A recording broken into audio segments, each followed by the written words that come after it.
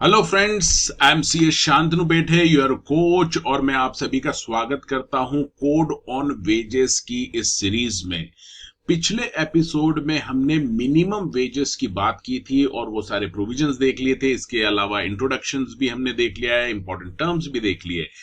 इस वाले एपिसोड में, जो कि एपिसोड नंबर 3 है, इसमें हम बात करेंगे पेमेंट ऑफ वेजेस की। आप पेमेंट ऑफ वेजेस कैसे करेंगे? क्या कैश में करेंगे, चेक में, या इलेक्ट्रॉनिकली करेंगे? क्या वेज पीरियड कोई फिक्स होगा पेमेंट करने के लिए?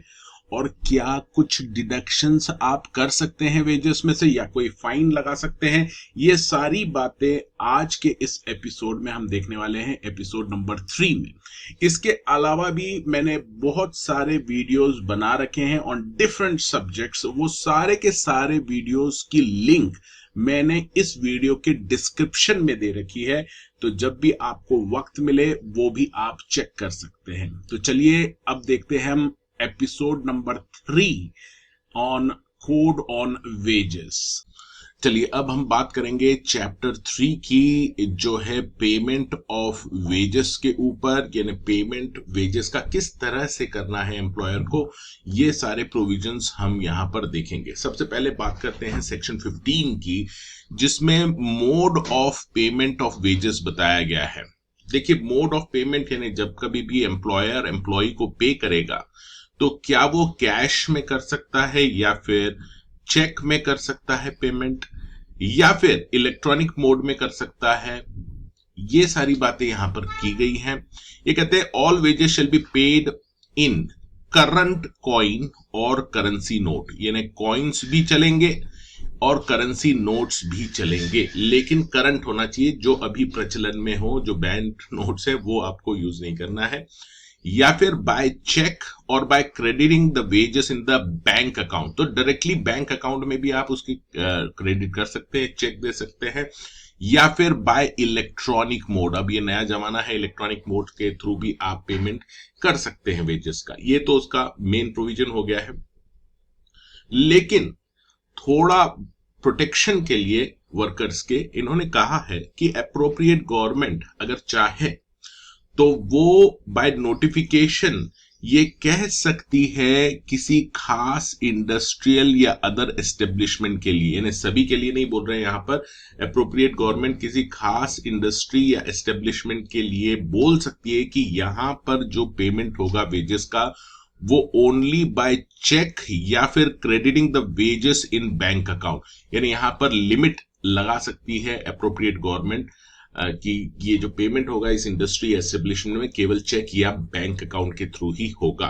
ये इसलिए कर सकती है क्योंकि कई बार कैश पेमेंट में गड़बड़ियां हो सकती हैं। किसी किसी इंडस्ट्रीज में जहां पे छोटे लेवल का काम होता है, वहां पर इस तरह की धांधलियां हो सकती है, इसलिए इन्होंने ये प्रोविजन भी इसमें डाला है। तो जब तक कि ऐसा कोई ऑर्डर नहीं पास किया है, नोटिफिकेशन नहीं किया है गवर्नमेंट ने, आप कैश, चेक या इलेक्ट्रॉनिक मोड से पेमेंट कर सकते हैं वेजेस का। अब इसके बाद इन्होंने सेक्शन 16 में बात की है कि वेज पीरियड, नॉर्मली आप सभी को पता होगा कि वेज पीरियड मंथली होता है, लेकिन ऐसा जरूरी नहीं है। वेज पीरियड जो होगा, यानी पेमेंट करने की जो फ्रीक्वेंसी होगी, वो डेली भी हो सकती है, वीकली भी हो सकती है, या फोर्टनाइटली यानी हर 15 दिन में, या फिर मंथली बेसिस। ये 4 पीरियड्स यहां पर हो सकते हैं जिसके बेसिस पे आप पेमेंट करेंगे वेजेस का। Subject to condition that no wage period in respect of employee shall be more than a month. 1 महीने से ज्यादा का पीरियड, वेज पीरियड किसी भी हालत में नहीं होना चाहिए।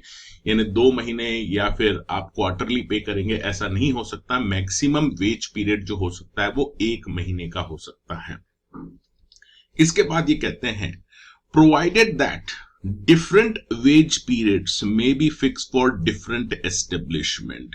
जैसे कि मैंने बताया था, क्योंकि तरह तरह के एस्टेब्लिशमेंट होते, तरह तरह के काम होते हैं, और कहीं कहीं पे डेली बेसिस के ऊपर पेमेंट ज्यादा अप्रोप्रिएट होता है।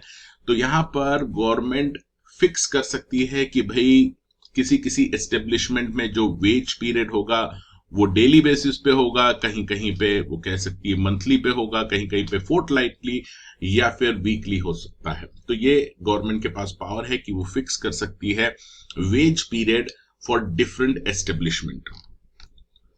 अब बात करेंगे सेक्शन 17 की, जो कि बहुत ही इंपॉर्टेंट है। देखिए, लेट पेमेंट आप नहीं कर सकते। वर्कर को जो पेमेंट करना है वो आपको टाइमली करना होगा। और सेक्शन 17 इस बात की तरफ इशारा करता है कि अगर आपका वेज पीरियड डेली बेसिस पे अगर आप पेमेंट करते हैं, तो at the end of the shift, यानी जब शिफ्ट खत्म हो जाएगी तभी आपको वो पेमेंट कर देना है। अगर आपका वेज पीरियड वीकली बेसिस है, हफ्ते हफ्ते से कर रहे हैं, तो last working day of the week, that is to say before the weekly holiday, यानी मान लीजिए मंडे से लेके सैटरडे और संडे आपका वीकली हॉलीडे है, और एक पर्सन है जिसने ये वीकली काम कर लिया है ये पूरा वीक, तो आपको लास्ट वर्किंग डे यानी सैटरडे को ही उसको पेमेंट करना पड़ेगा इस पूरे वीक। इसके बाद अगर आपका वेज पीरियड फोर्टनाइटली है, तो before the end of the second day after the end of fortnight, देखिए कहीं कहीं पे प्रचलन है कि फोर्टनाइटली पेमेंट होता है। अभी फोर्टनाइटली का मतलब होता है 14 नाइट्स का मतलब 14 नाइट्स। इसका मतलब है कि 2 वीक्स का पीरियड, 2 वीक्स का पीरियड, इसको कई बार हम 15 डेज पीरियड भी कहते हैं। अब इसमें ये कह रहे हैं कि फोर्टनाइटली बेसिस पे अगर आप पेमेंट करना चाहते हैं या आपका पीरियड ऐसा है, तो end of the second day after the end of fortnight, तो एंड ऑफ फोर्टनाइट मान लीजिए 2 हफ्ते का आप पेमेंट करेंगे 2 वीक्स का, तो 2 वीक खत्म होने के बाद यानी 14 दिन खत्म होने के बाद 15 और 16वां दिन जो होगा, यानी before the end of the second day you have to make the payment for these 14 days. और इसके बाद जो मोस्ट कॉमन वेज पीरियड है वो मंथली बेसिस है, before expiry of 7th day of the succeeding month.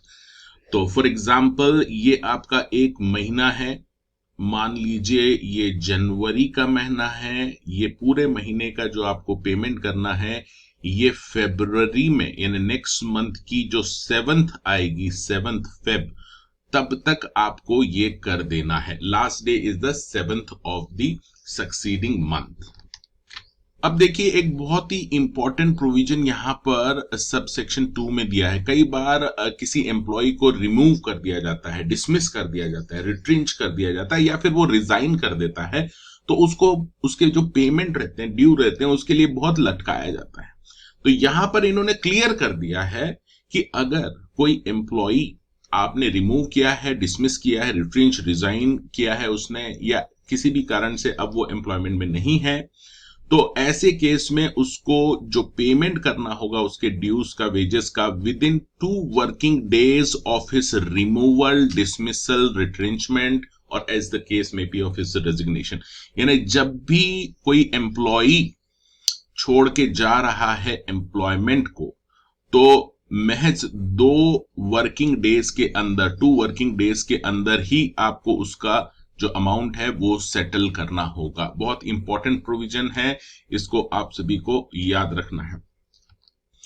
अब sub section 3 में ये एक तरह से कुछ छूट की बात कहते हैं कि अभी तक हमने जो वेज पीरियड का देखा है और पेमेंट करने का जो टाइम लिमिट देखा है, उसको एप्रोप्रिएट गवर्नमेंट अलग टाइम भी दे सकती है। Appropriate government may provide any other time limit for the payment of wages where it consider reasonable. तो रीजनेबल अगर कुछ ग्राउंड्स हैं, ऐसे हालात हैं उस एम्प्लॉयमेंट में कि भाई इस पीरियड में हम पेमेंट नहीं कर सकते, किसी भी रीजन से रीजनेबल है, तो ऐसे केस में अदर लिमिट भी गवर्नमेंट, अप्रोप्रिएट गवर्नमेंट प्रोवाइड कर सकती है। जैसे कि मंथली पेमेंट हमने देखा कि 7 तारीख तक करना है आपको नेक्स्ट मंथ के, तो वहां पे अप्रोप्रिएट गवर्नमेंट इसको 10 या 15 तारीख भी कर सकती है। लेकिन ये अप्रोप्रिएट गवर्नमेंट अगर ऐसा फिक्स करती है तो ही ऐसे केसेस में आप इतनी लिमिट तक कर सकते हैं।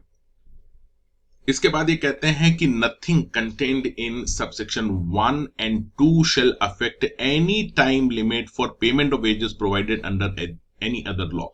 ये बहुत ही इंपॉर्टेंट पॉइंट आपको याद रखना है कि यहां पर जो भी टाइम लिमिट आप देख रहे हैं, टाइम लिमिट ये as per code on wages है, लेकिन अगर किसी और लॉ में कोई और लिमिट, डिफरेंट लिमिट अगर दे रखी है, ठीक है, तो ऐसे केस में वो डिफरेंट लिमिट वो ही आपको फॉलो करना है, इस कोड ऑन वेजेस की लिमिट को फॉलो नहीं करना है।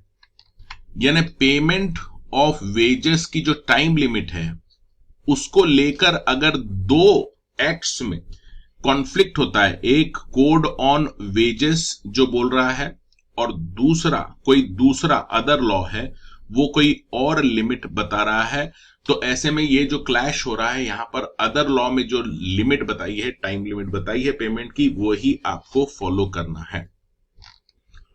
और अब हम बात करने जा रहे हैं सबसे इंपॉर्टेंट प्रोविजन की, जो है डिडक्शन का।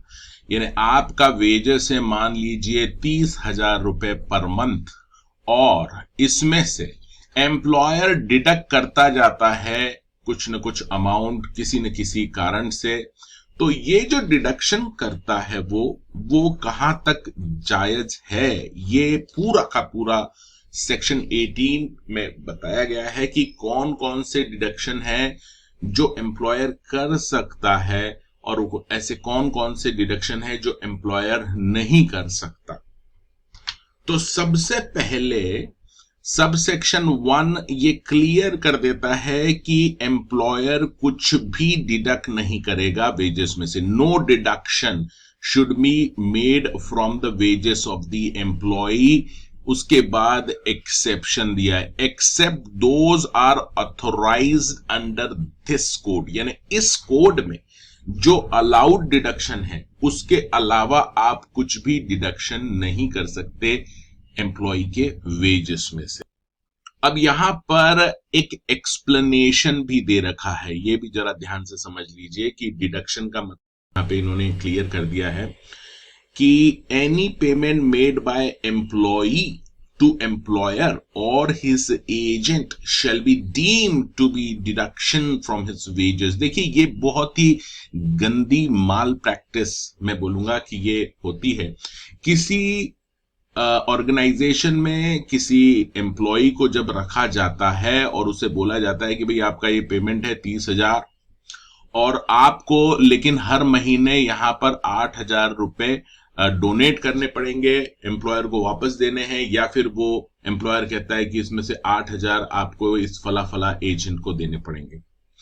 तो ये जो 8,000 ये कह रहे हैं कि आपको डोनेशन देना पड़ेगा या फला फला पर्सन को देना पड़ेगा, तो ये डिडक्शन माना गया है, इसको डिडक्शन ही माना जाएगा वेजेस में से। तो ये बड़ा अच्छे से आप नोट कर लीजिएगा कि it will be treated as deduction from the wages. इसके बाद यहां पर ये जो क्लॉज बी है इसमें इन्होंने कहा है कि ये जो अमाउंट है इनको डिडक्शन नहीं माना जाएगा। ऊपर इसे कहा गया है कि इसे डिडक्शन माना जाएगा, और अब ये कहते हैं कि any loss of wages to an employee for good and sufficient cause, ये पॉइंट आपको नोट करना है, गुड एंड सफिशिएंट कॉज है और उसको लॉस हो रहा है वेजेस का, कैसे हो रहा है ये भी बता रहे हैं। Resulting from withholding of increment or promotion including the stoppage of any increment। देखिए कई बार आपका आपने एम्प्लॉयमेंट में देखेंगे आप आगे कि एम्प्लॉय का प्रमोशन ड्यू होता है। फॉर एग्जांपल इसकी सैलरी अभी 10,000 है और नेक्स्ट मंथ इसकी 12,000 होने वाली है, यानी एज ए प्रमोशन या जो भी बोलो इंक्रीमेंट की वजह से ये हो जाएगी। लेकिन किसी वजह से, ये किसी वजह कौन सी है, गुड एंड सफिशिएंट कॉज, याद रखिएगा, अगर गुड एंड सफिशिएंट कॉज की वजह से इसका इंक्रीमेंट रोक दिया गया है, यानी 10,000 से 12 10,000 होने वाला था, 10,000 पे ही रखा है, यानी 2,000 जो इसको मिलने वाला था वेजेस वो नहीं मिलेगा, तो ये लॉस है, इसको डिडक्शन नहीं माना गया। ठीक है, गुड एंड सफिशिएंट कॉज जहां भी होती है वहां अलाउड रहता है और उसको डिडक्शन नहीं मानेंगे।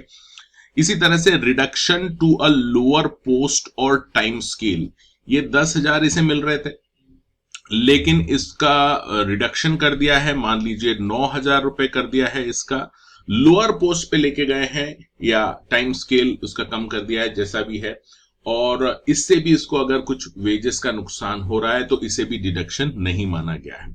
या फिर किसी एम्प्लॉय को सस्पेंड कर दिया है किसी खास वजह से, good reason and sufficient cause होना जरूरी है, और अगर किसी एम्प्लॉय को सस्पेंड कर दिया है तो सस्पेंशन के पीरियड में आपको पता है कि वेजेस नहीं दिए जाते, और ये जो लॉस हो रहा है वेजेस का, इसको भी डिडक्शन नहीं माना जाएगा। और अब हम चल रहे हैं डिडक्शंस की तरफ। वो कौन कौन से डिडक्शन हैं वेजेस में से जो इस कोड ने अलाउ कर दिए हैं।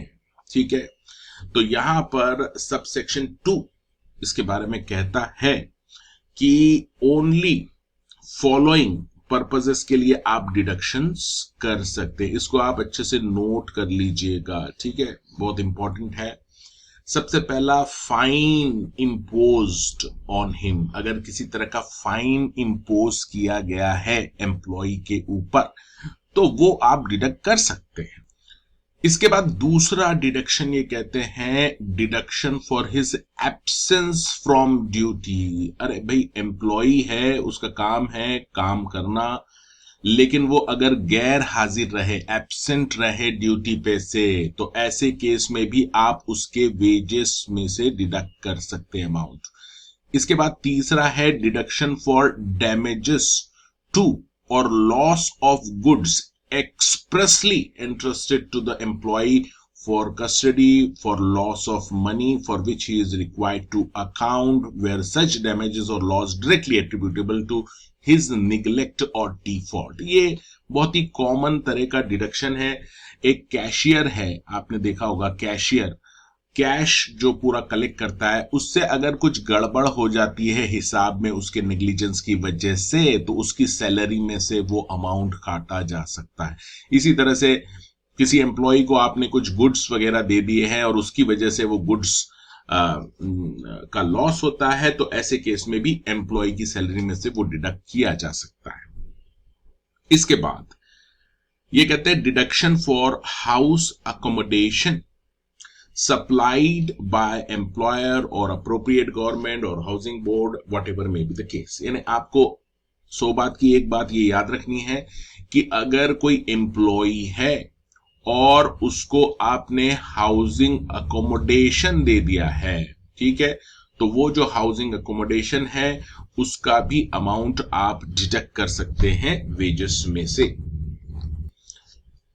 इसी तरह से ये कहते हैं कि deduction for such amenities and services supplied by employer as the appropriate government और any officer specified by in this behalf में बाय जनरल और special order authorise such deduction shall not exceed an amount equivalent to the value of such amenities of services। देखिए, कई बार आप free electricity provide करते हैं, ठीक है, free electricity, water या इस तरह की जो भी एक्स्ट्रा सर्विसेज एमिनिटीज प्रोवाइड कर रहे हैं एम्प्लॉय को, तो उसका आप डिडक्शन कर सकते हैं, लेकिन वो डिडक्शन वो जो वैल्यू है सर्विसेज की उससे ज्यादा नहीं होना चाहिए।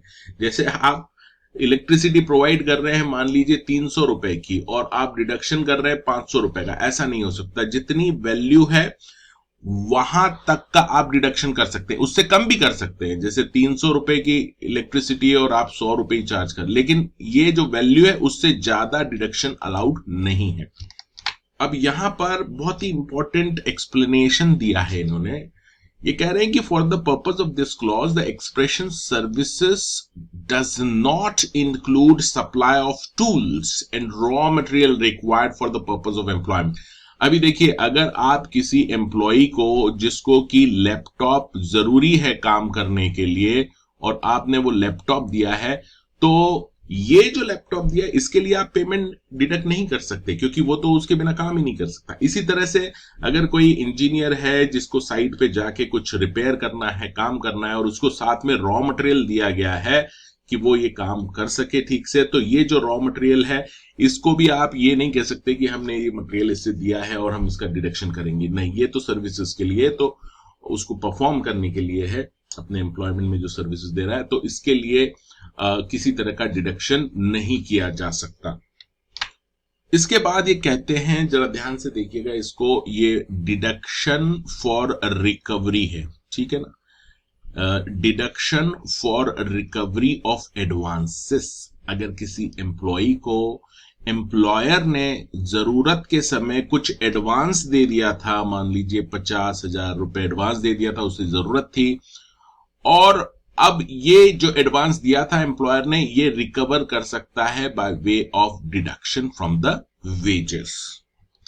अब यहां पर जो एडवांस की बात की गई है, इसमें including advances for travelling allowance और कन्वेंस अलाउंस भी बोला गया है। इन ट्रेवलिंग अलाउंस यानी आप समझ रहे हैं, ट्रेवलिंग के लिए आपने, एम्प्लॉयर ने इसको मान लीजिए 10,000 रुपए दिए, ठीक है, कि भाई ये रख लो, काम पे जाओगे, खर्चा होगा, लेकिन इसमें से उसका 7,000 ही खर्च हुआ है, तो वो 3,000 जो बचा है वो रिकवर कर सकता है employer by way of deduction.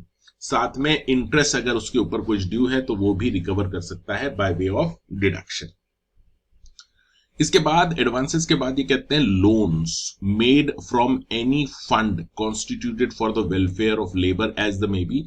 कई बार एम्प्लॉयर एक फंड बना के रखता है वेलफेयर के लिए, यानी एम्प्लॉइज के वेलफेयर के लिए, और इसमें से जो भी जरूरतमंद है एम्प्लॉय, उनको लोन दिया जाता है, और ये अगर लोन दिया है इस फंड में से तो उसको रिकवर कर सकता है employer by way of deduction from the wages. Interest के साथ वो रिकवर कर सकता है ये जो भी लोन एम्प्लॉय को दिया गया था।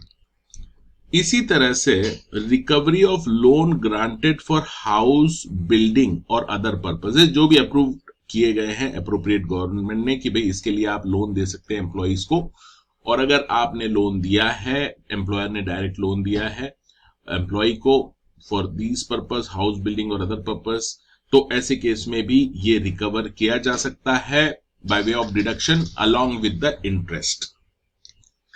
इसके अलावा इनकम टैक्स का जो ड्यूज है या अदर स्टैट्यूटरी लेवी है जो सेंट्रल गवर्नमेंट या स्टेट गवर्नमेंट लगा रही है, या फिर deduction required by order of the court और एनी अथॉरिटी, तो इस तरह का अमाउंट भी वो डिडक्ट कर सकता है एम्प्लॉयर एम्प्लॉय के वेजेस में से। इसके बाद ये कहते हैं deduction for subscription to and for repayment of advances for any social security fund और scheme constituted by law including provident fund, pension fund, health insurance। ये सभी आपको पता है कि देखिए पीएफ प्रोविडेंट फंड एक तरह का फंड होता है जिसमें एम्प्लॉय भी 12% अपना सैलरी का देता है कंट्रीब्यूशन, और सिमिलर मैचिंग कंट्रीब्यूशन एम्प्लॉयर भी देता है अपनी तरफ से। तो ये जो भी कंट्रीब्यूशन है ये एम्प्लॉयर डिडक्ट कर सकता है इस वेजेस में से, एम्प्लॉय के वेजेस में से। इसके बाद ये कहते हैं deduction for payment of cooperative society. Cooperative society को आप पेमेंट कर रहे हैं, उसके लिए डिडक्शन कर रहे हैं आप, subject to such condition as appropriate government में इंपोज, उस कंडीशन के मुताबिक आप कर सकते हैं डिडक्शन। इसके बाद deduction made with the written authorisation, ये बहुत इंपॉर्टेंट है, के वाला पॉइंट, इसको ध्यान से देख लीजिएगा। रिटन ऑथोराइजेशन एम्प्लॉय का इस केस में सभी में नहीं मांगा गया, लेकिन यहां पर रिटन ऑथोराइजेशन मांगा गया। कब?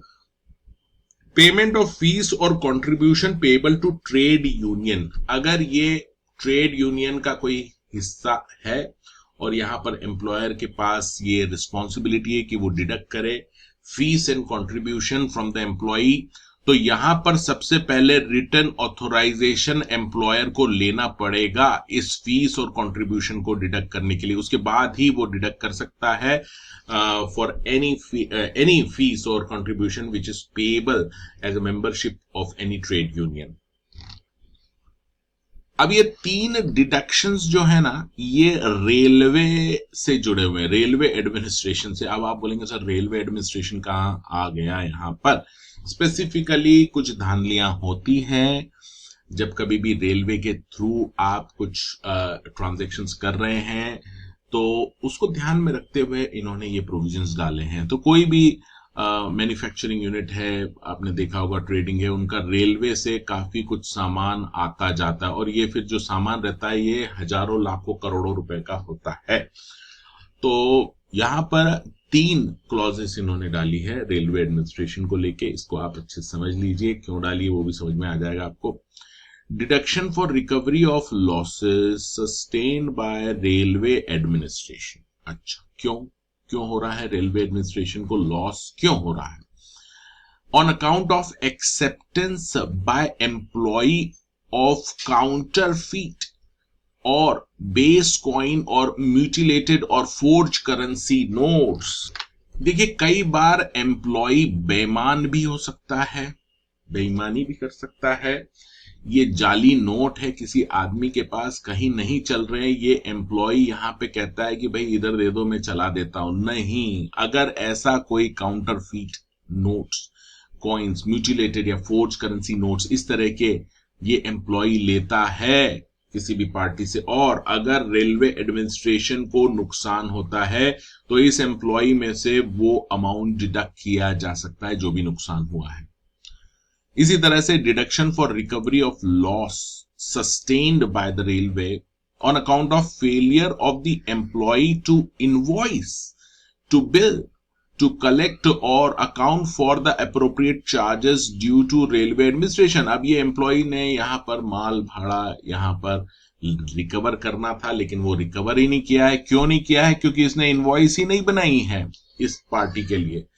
ठीक है, तो इससे अगर कोई भी नुकसान होता है रेलवे एडमिनिस्ट्रेशन को, तो उस एम्प्लॉई के उसमें से वो डिडक्ट किया जा सकता है। इसी तरह से deduction for recovery of losses sustained by railway administration on account of any rebate, refund incorrectly granted by the employee. ये एम्प्लॉय बैठा हुआ है यहां पर और इसने इसको रीबेट या फिर रिफंड गलती से ज्यादा दे दिया है। ठीक है, यहां 5,000 जाना था रिफंड, इसने ऑर्डर पास कर दिया है 8,000 का, यानी 8,000 का रिफंड दे दिया है।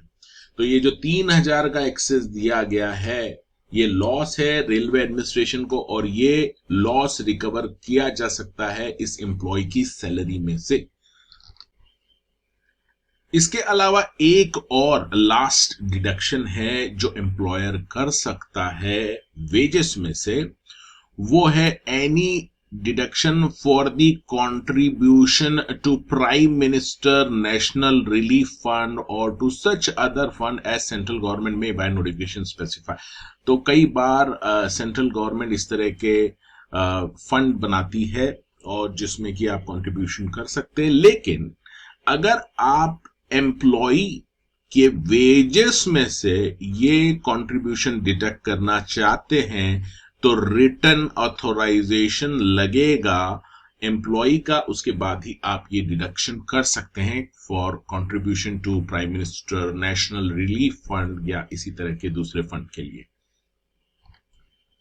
And now we are going to see very important provision regarding deductions. अभी तक हमने जितने भी deductions देखे हैं, हमने देखा कि एम्प्लॉयर वो डिडक्शंस कर सकता है वेजेस में से, लेकिन उसकी एक लिमिट है, उसके ऊपर एक कैप लगा रखी है। सबसेक्शन 3 ने वो कैप लगा दी है और ये कहते हैं कि चाहे जितना भी डिडक्शन अलाउड है, but it should not exceed 50% of such wages, यानी वेजेस का 50% से ज्यादा आप डिडक्ट नहीं कर सकते। उसका रीजन सिंपल है कि एक एम्प्लॉय है बेचारा, उसको सैलरी मिल रही है मान लीजिए 30,000, उससे उसका घर चलता है।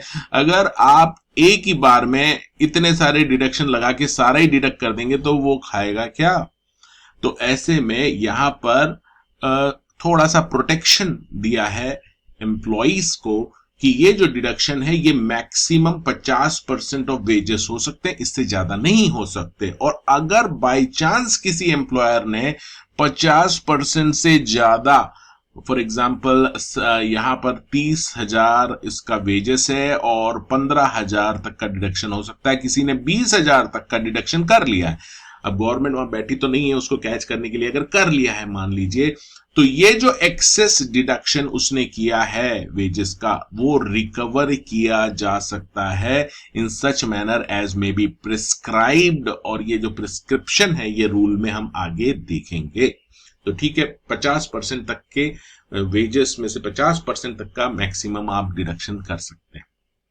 अच्छा, इसके बाद एक सबसेक्शन 5 है जो कि बहुत इंपॉर्टेंट है ये भी, कि देखिए कई डिडक्शंस ऐसे होते हैं जो कि एम्प्लॉयर करता है on behalf of certain accounts, ठीक है, जिसमें एम्प्लॉयर को वो डिडक्ट करना रहता है वेजेस में से, और वो डिडक्शन करने के बाद उसे डिपॉजिट करना रहता है किसी अकाउंट में या फंड में। फॉर एग्जाम्पल के तौर पे देखें कि प्रोविडेंट फंड है, उसका 12% ऑफ द सैलरी वो डिडक्ट करता है एम्प्लॉय के वेजेस में से, और 12% खुद भी मिलाता है, और ये दोनों अमाउंट उसको कहां डिपॉजिट करने रहते हैं, प्रोविडेंट फंड में। अगर ये एम्प्लॉयर इसमें से डिडक्ट करता है एम्प्लॉय के वेजेस में से 12% और ये डिपॉजिट नहीं करता किसी भी वजह से प्रोविडेंट फंड में, तो एम्प्लॉय इसके लिए रिस्पॉन्सिबल नहीं रहेगा कि अरे भाई आपका अमाउंट नहीं आया था। The employer only be responsible for not depositing this amount to the appropriate fund. तो जैसे ही इस तरह का अमाउंट डिडक्ट हो जाता है वेजेस में से फंड के लिए, तो एम्प्लॉय निश्चिंत हो सकता है कि भाई ये अब जमा करने की पूरी रिस्पॉन्सिबिलिटी एम्प्लॉयर की है, एम्प्लॉय की कोई रिस्पॉन्सिबिलिटी नहीं है। चलिए अब बात कर रहे हैं फाइन्स की। फाइन्स के जो प्रोविजन है वो 19 में बताए गए हैं, लेकिन एक बात आप ध्यान से समझ लीजिए, ये जो फाइन्स होते हैं ये डिसिप्लिनरी एक्शन जो आप लेते हैं उसके लिए लगाए जाते हैं, ठीक है। कोई लॉस वगैरह के लिए हमने ऊपर देख लिए हैं प्रोविजन, ये फॉर डिसिप्लिनरी एक्शंस हैं। तो ये जो फाइन है ये यहां पर ये कह रहे हैं कि no fine shall be impose on any employee. तो सबसे पहले तो ये कहते हैं कि भाई कोई किसी तरह का फाइन आप नहीं लगा सकते एम्प्लॉयज के ऊपर, सेव, लेकिन फिर इन्होंने एक तरीका बताया है कि अगर कोई एम्प्लॉय कुछ ऐसे एक्ट्स या ओमिशन कर रहा है जिसके ऊपर फाइन लगाना चाहिए, and with the previous approval of appropriate government या अथॉरिटी, यानी यहां पर आपको अप्रूवल लगेगा अप्रोप्रिएट गवर्नमेंट का या अथॉरिटी का, एज मे बी प्रिस्क्राइब, जो हम रूल में देखेंगे अथॉरिटी कौन सी है, may have specified by notice under subsection 2। तो ये जो नोटिस है इसमें आपको पूरा जिक्र करना पड़ेगा कि भाई ये आइटम्स हैं जिसके ऊपर फाइन लगाया जा सकता है, उसके बाद ही एम्प्लॉइज के ऊपर आप उस तरह का फाइन लगा सकते हैं। अब सब सेक्शन 2 यानी नोटिस की बात करता है, जो कि हमने अभी देखा। ये जो नोटिस है ये जो एक्ट्स और ओमिशंस आप स्पेसिफाई करना चाहते हैं, एक्ट्स एंड ओमिशन जिसके ऊपर फाइन लग सकता है, ये पूरा आपको नोटिस में शो करना पड़ेगा, एग्जिबिट करना पड़ेगा in the prescribe manner in the premises. तो ये आपकी फैक्ट्री है मान लीजिए, यहां पर आप उसको नोटिस पे लगा सकते हैं कि भाई फाइन लगेगा इन एक्ट्स या ओमिशन के लिए लग सकता है। अच्छा, जब कभी भी एम्प्लॉइज के ऊपर आप फाइन लगाएंगे तो एक अपॉर्चुनिटी ऑफ बीइंग हर्ड उसे देना जरूरी है, उसका पक्ष सुनना जरूरी है। बिना पक्ष सुने आप फाइन नहीं लगा सकते, आपको उसको मौका देना पड़ेगा अपना पक्ष रखने का। इसके बाद टोटल अमाउंट, ये बहुत इंपॉर्टेंट है कि टोटल अमाउंट ऑफ फाइन जो आप लगाएंगे किसी भी एम्प्लॉइज के ऊपर in a 1 wage period should not exceed the 3% of the wages payable to him in that wage period, यानी केवल 3% of the wages of that wage period ही आप उसके ऊपर फाइन लगा सकते हैं। इससे ज्यादा नहीं होना चाहिए। इसके बाद ये कहते हैं no fine shall be imposed on any employee who is under the age of 15 years. 15 साल से छोटा अगर कोई एम्प्लॉय है आपके यहां पर, उसके ऊपर किसी भी तरह का फाइन आप नहीं लगा सकते। इसके बाद ये कहते हैं कि no fine imposed on any employee shall be recovered from him by installment or after a period of 90 days from the day on which it was imposed। बहुत ही इंपॉर्टेंट प्रोविजन है। कई एम्प्लॉयर ऐसा सोच रहे हैं कि भाई 3% मैक्सिमम एक वेज पीरियड में है, तो हम क्या करते हैं कि ये जो फाइन है उसको हर वेज पीरियड में 3% लगा देंगे। ऐसा नहीं हो सकता। इंस्टॉलमेंट में आप फाइन नहीं लगा सकते। जो भी फाइन है किसी एक्ट के लिए आपको वो फाइन लगाना है, मैक्सिमम 3% से ज्यादा आप फाइन नहीं लगा सकते। दूसरा, 90 डेज के बाद नहीं लगा सकते, यानी जो भी फाइन आपको लगाना है वो 90 डेज ऑफ जब भी आप इंपोज कर रहे हैं फाइन, उसके अंदर ही आपको वो फाइन रिकवर करना है। उससे ज्यादा उसके बाद आप रिकवर नहीं कर सकते। इसके बाद देखिए, अब आप बोलेंगे कि ये सर 90 डेज कहां से चालू होंगे, तो ये 7 में बता रखा है every fine shall be deemed to have been impose on the day of act और ओमिशन। तो मसलन यहां पर एक एम्प्लॉय है, इसने आज कुछ ऐसा काम कर दिया है जिसके ऊपर फाइन लगना है, तो ये जो एक्शन हुई है, ये जो दिन है, आपने फिर फाइन कभी भी लगाया हो उससे फर्क नहीं पड़ रहा है। यहां पर जो एक्शन हुई है ये मान लेंगे कि इसी दिन फाइन इम्पोज्ड हो गया या होना है। इसका मतलब यह है कि ये फाइन इम्पोज्ड है, इससे 90 डेज का पीरियड है जिसके अंदर आप रिकवर कर सकते हैं। इस एक्शन के दिन से 90 डेज का टाइम है जिसमें आप ये फाइन रिकवर कर सकते हैं from the wages of the employee. उसके बाद नहीं कर पाएंगे। तो 90 डेज का पीरियड आप याद रखना कि जब आपने फाइन इंपोज किया है वहां से रिकवरी नहीं है, जब एक्शन हुआ है उस तरह का वहां से 90 डेज आपको काउंट करना है, उसके अंदर अंदर आपको वो रिकवर करना है। और अब लास्ट में ये कहते हैं कि देखिए इसके लिए ऑल फाइन्स, जितना भी आप फाइन लगाएंगे उससे जो भी पैसा आएगा वो आपको रिकॉर्ड करना है एक सेपरेट रजिस्टर में, एक अलग से रजिस्टर मेंटेन करना पड़ेगा यानी फाइन का, एज मे बी प्रिस्क्राइब, जो हम रूल्स में देखेंगे। और ये जो भी कलेक्शन होगा फाइन का, फाइन जितना भी आपको मिलेगा यहां पर पैसा, इसका इस्तेमाल केवल और केवल for the purpose beneficial to the person employed, यानी एम्प्लॉय के बेनिफिट के लिए ही आप इस फाइन का इस्तेमाल कर सकते हैं। एम्प्लॉयर को जो भी फाइन के बतौर फाइन जो भी पेमेंट मिलेगा, कंट्रीब्यूशन आएगा, वो एम्प्लॉयर खुद के लिए यूज नहीं कर सकता, वो एम्प्लॉय के बेनिफिट के लिए ही उसको उस पैसे का इस्तेमाल करना होगा। चलिए अब बात करते हैं deduction for absence from duty. देखिए ये एक बहुत ही इंपॉर्टेंट सेक्शन है 20, जो पूरी तरह से फोकस कर रहा है कि एम्प्लॉय अगर एब्सेंट हो जाता है, जहां पे उसे होना चाहिए at the time of work वो नहीं है, एब्सेंट है, तो ऐसे केस में क्या होगा। तो सबसे पहले तो हमने सेक्शन 18 के सबसेक्शन 2 क्लॉज बी में देखा है कि जो एम्प्लॉयर है वो डिडक्ट कर सकता है वेजेस में से amount for absence from duty, हमने देखा था पहले।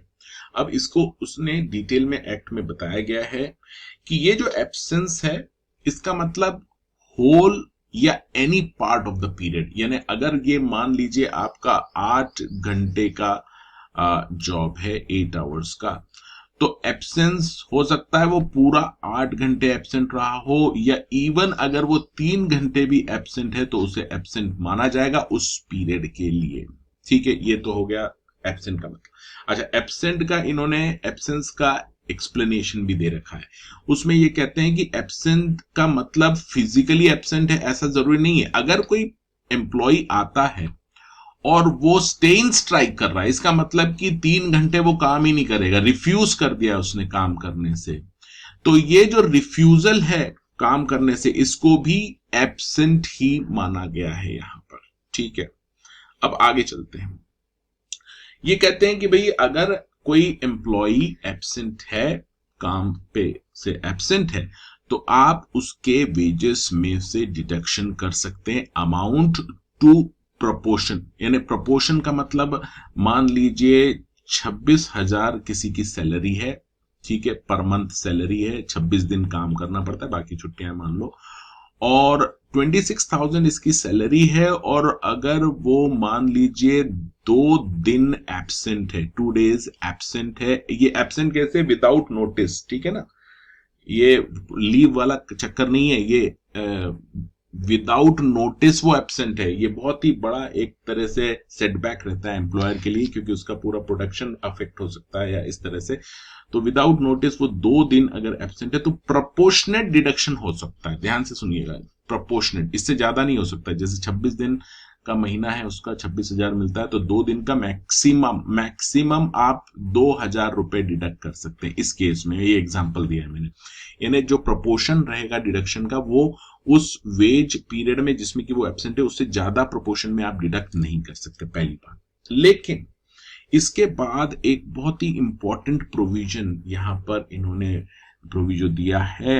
ये कहते हैं कि अगर किसी ने जीटी बोलते हैं, जनरल तड़ी बोलते हैं, यानी आप लोकल लैंग्वेज में अगर आपको पता हो कि सभी के सभी एम्प्लॉय एब्सेंट है, सभी के सभी से यहां मतलब है, इन्होंने कहा कि अगर 10 और मोर एम्प्लॉयड पर्सन, यानी 10 या उससे ज्यादा एम्प्लॉयड पर्सन इन कॉन्सर्ट, यानी सब मिलजुल के, जानबूझ के, without due notice, without reasonable cause अगर वो एब्सेंट हो जाते हैं, तो ऐसे केस में एम्प्लॉयर के पास अधिकार है कि वो उन पर्सन्स के वेजेस में से डिडक्शन कर सकता है for amount not exceeding his wages for 8 days, यानी मैक्सिमम 8 दिनों तक का वेजेस भी वो डिडक्शन कर सकता है एम्प्लॉयर उन एम्प्लॉयज के वेजेस में से। ये कब है, जब कॉन्सर्ट में एम्प्लॉई छुट्टी मना रहे से मतलब है कि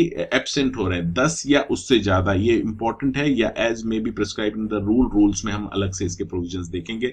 लेकिन ये कॉन्सर्टेटेड एक्शन का आपको ध्यान रखना है। 10 या उससे ज्यादा एम्प्लॉय जानबूझ के विदाउट रीजनेबल कॉज एब्सेंट हो जाते हैं तो मैक्सिमम 8 दिन तक के वेजेस भी डिडक्ट किए जा सकते हैं। अब बात करते हैं डिडक्शन फॉर डैमेजेस और लॉसेस। ये देखिए हमने ऑलरेडी पढ़ा हुआ है सेक्शन 18(2) क्लॉज सी और एन में कि अगर एम्प्लॉयर को कुछ नुकसान हो जाता है, डैमेजेस का, लॉसेस हो जाते हैं, तो वो अमाउंट डिडक्ट कर सकता है वेजेस में से, ठीक है। लेकिन 21 ये क्लियरली कहता है कि अगर आपको इस तरह का लॉस हुआ है, डैमेजेस हुए हैं, तो आप अपॉर्चुनिटी आपको देनी पड़ेगी एम्प्लॉय को अपना पक्ष रखने के लिए, ये जरूरी है, ठीक है। इसके अलावा ऑल सच डिडक्शन, जो भी आप डिडक्शन कर रहे हैं वेजेस में से और रियलाइजेशन हो रहा है, it shall be recorded in the register में आपको उसका हिसाब रखना पड़ेगा कि भाई ये नुकसान हुआ था इस एम्प्लॉय से इतना अमाउंट का, और ये हमने रिकॉर्ड किया है इस रजिस्टर में, ठीक है। ये बहुत ही इंपॉर्टेंट है, ये रजिस्टर आपको मेंटेन करना पड़ेगा। इसके लिए हम अलग से रूल्स भी देखेंगे। चलिए इसके बाद हम देखते हैं डिडक्शन फॉर सर्विसेज रेंडर। आपको याद होगा 18(2) क्लॉज डी और क्लॉज ई में हमने देखा था कि अगर एम्प्लॉयर कोई सर्विसेज या अकोमोडेशन प्रोवाइड कर रहा है एम्प्लॉय को, तो वो डिडक्शन कर सकता है, ये हमने देखा था।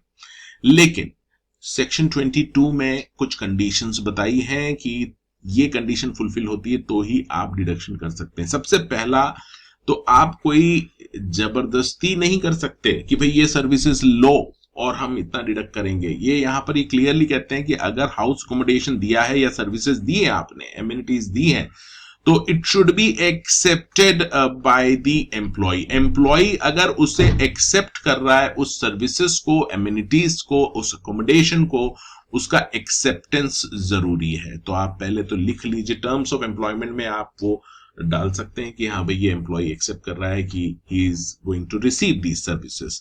दूसरा, जो डिडक्शन होगा वो जो वैल्यू है उस सर्विस की उससे ज्यादा नहीं हो सकता। ये तो हमने पहले भी देख लिया, यहाँ पे फिर से उन्होंने उसको बोला है कि जो वैल्यू ऑफ सर्विसेज आप दे रहे हैं एम्प्लॉय को उससे ज्यादा आप डिडक्शन नहीं कर सकते। और साथ में subject to such condition as appropriate government में इम्पोज, इसके अलावा भी कुछ कंडीशंस गवर्नमेंट लगा सकती है इस डिडक्शन के लिए, जो हम रूल्स में देखेंगे अलग से, वो भी आपको फॉलो करनी होगी। चलिए अब बात करते हैं deduction for recovery of advances. Advance आप देते हैं एम्प्लॉय को, क्लॉज एफ में हमने देखा था 18(2) की कि आप डिडक्शन कर सकते हैं। अब उसका प्रोसीजर क्या है, तो ये दो पार्ट्स में पहले इन्होंने बताया है। जहां तक एडवांस ऑफ मनी का सवाल है, एडवांस ऑफ मनी, जिस पैसा आपने एडवांस दे रखा है, अगर एम्प्लॉयमेंट शुरू होने के पहले, बिफोर एम्प्लॉयमेंट, यानी एक बंदे को आपने एम्प्लॉय किया है और एम्प्लॉयमेंट शुरू होने के पहले ही उसको एडवांस दे दिया है, पैसा कुछ एडवांस दे दिया है, तो वो जो एडवांस दिया है आपने बिफोर एम्प्लॉयमेंट बिगिंस, वो आपको डिडक्शन करना है from the first payment of wages. First payment जब भी आप करेंगे वेजेस का, वहां से आपको डिडक्शन स्टार्ट करना है उसका। बाद में आप डिडक्शन नहीं करेंगे, पहले पेमेंट से ही उसका डिडक्शन स्टार्ट करना है। अगर आपने एडवांस कब दिया है, एम्प्लॉयमेंट के पहले ही दे दिया है उसको एडवांस तो। और साथ में इन्होंने ये भी कहा है कि no recovery shall be made to such advances given for travelling expense. अगर कोई बंदा है बुरी हालत में, आपने एडवांस दे दिया है, एम्प्लॉयमेंट बिगिन होने के पहले आप रिकवर कीजिए फ्रॉम फर्स्ट पेमेंट, लेकिन उसको ट्रेवलिंग का अगर कुछ एडवांस दिया था आने जाने का, वो आप डिडक्ट नहीं कर सकते। ठीक है, ये सब किसकी बात कर रहे हैं, अगर एडवांस आपने बिफोर एम्प्लॉयमेंट बिगिन दिया है। इसके बाद advance of money given to employee after the employment begin, employment चालू हो गया है, उसके बाद आपने कुछ एडवांस दिया है एम्प्लॉय को, तो उसका डिडक्शन ऐसी कंडीशंस के बेसिस पे होगा जो प्रिस्क्राइब की जाएगी। इसके लिए हम रूल्स अलग से देखेंगे, उस तरह से आप उसका डिडक्शन कर सकते हैं। अब ये हो गया एडवांस ऑफ मनी। ठीक है, अब यहां पे बात कर रहे हैं सी क्लॉज में एडवांसेस ऑफ वेजेस, यानी एडवांस सैलरी। आप समझ लीजिए कि अगले महीने की सैलरी या अगले 2-3 महीने की सैलरी आपने एडवांस दे दी है, तो यहां पर ये कहते हैं recovery of advance of wages to employee not already earn, अभी जिसको अर्न ही नहीं किया है उसका आपने पेमेंट कर दिया है वेजेस का, सैलरी का एडवांस सैलरी दे दी है, तो उसका जो रिकवरी होगा वो एज मे बी प्रिस्क्राइब्ड, यानी जो भी रूल्स इसके लिए फ्रेम होंगे उसके हिसाब से हम वो डिडक्शंस कर सकते हैं एडवांस ऑफ वेजेस का। इसके बाद क्लॉज जी ऑफ 18(2) में हमने देखा था कि अगर किसी एम्प्लॉय को लोन दिया है तो वो भी रिकवर हो सकता है। अब ये जो लोन अगर आपने दिया है तो किस एक्सटेंट तक आप लोन दे सकते हैं एम्प्लॉय को, और उसके ऊपर रेट ऑफ इंटरेस्ट क्या होगा, ये सारा आपको फॉलो करना पड़ेगा जो भी प्रिस्क्राइब किया जाएगा रूल्स में। तो इसके लिए हम अलग से रूल्स देखेंगे कि कितना अमाउंट तक का लोन दे सकता है एम्प्लॉयर, और रेट ऑफ इंटरेस्ट उसके ऊपर कितना चार्ज कर सकता है, और उसका रिकवरी किस तरह से होगा।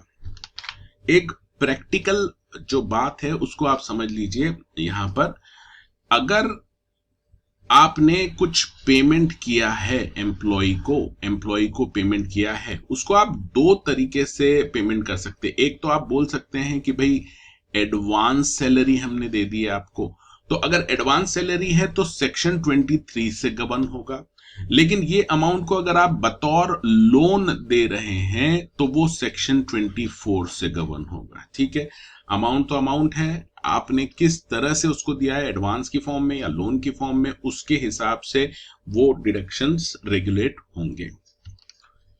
अब एक बहुत ही इंपॉर्टेंट सेक्शन है 25, और ये क्या कहता है कि ये जो चैप्टर हम पढ़ रहे हैं पेमेंट ऑफ वेजेस का, जो हम चैप्टर पढ़ रहे हैं, ये एप्लीकेबल नहीं होगा to government establishment. Government establishment पे ये पेमेंट ऑफ वेजेस का जो प्रोविजंस है वो नहीं लगेगा। इसका मतलब वेज पीरियड वगैरह जितनी भी बातें अभी हमने पढ़ी हैं पेमेंट ऑफ वेजेस के चैप्टर में, वो सारा गवर्नमेंट एस्टेब्लिशमेंट पे एप्लीकेबल नहीं है, जब तक कि अप्रोप्रिएट गवर्नमेंट खुद ये अप्लाई नहीं कर लेती ये प्रोविजंस अपने ऊपर, तब तक ये गवर्नमेंट एस्टेब्लिशमेंट पे इसमें कुछ भी अप्लाई नहीं होगा। तो ये बात आप अच्छे से समझ लीजिए। अगर कोई एस्टेब्लिशमेंट है और वो गवर्नमेंट एस्टेब्लिशमेंट है, तो आपका वेज पीरियड हो, चाहे डिडक्शन का मामला हो, चाहे फाइन का मामला हो, ये जितने भी पॉइंट्स हमने यहाँ पर देखे हैं, ये इस गवर्नमेंट एस्टेब्लिशमेंट पे नॉर्मली नहीं लगेंगे।